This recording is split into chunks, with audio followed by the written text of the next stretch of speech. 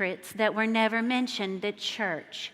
Secrets of verbal abuse, affairs, sexual abuse, lies, alcohol, and drug abuse. Growing up, I never thought of my family as dysfunctional.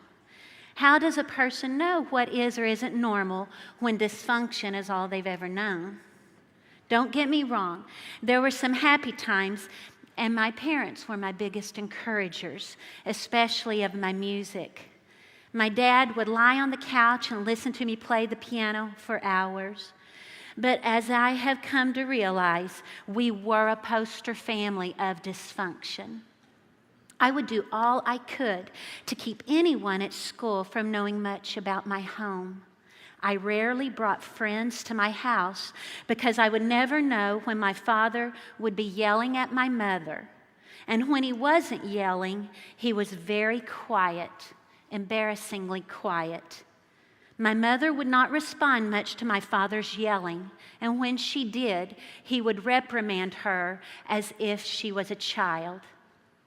My mother was a stay-at-home mom who pretty much chose to sacrifice her personality and identity for the good of the family. She didn't have hobbies or connect much in friendships with others. She did make sure, though, that she didn't deny herself of getting her hair done every Friday at 11 a.m. And between her beauty shop appointments, she would wrap her hair up in toilet paper to protect her teased hair. My mom had such a fun personality under all that toilet paper. I remember, though, being terribly frustrated, even as a little girl. I felt like she could be so much more than what she was. She was bright, she was beautiful and fun-loving, yet she seemed so suppressed and locked up on the inside. I remember a time I was in the car with my mother and we were doing errands. We happened to pass by my father's truck. He was driving, and sitting right next to him under his arm was another woman. My mother didn't say a word. She just kept driving. I didn't say anything either. I was so sad because I could tell she was heartbroken.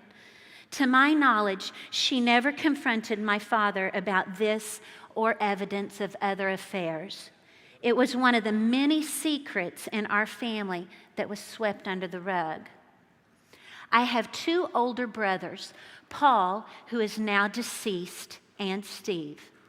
Paul was the oldest. He was very charismatic, fun-loving, and a leader who carried more responsibility for our family than he probably should have.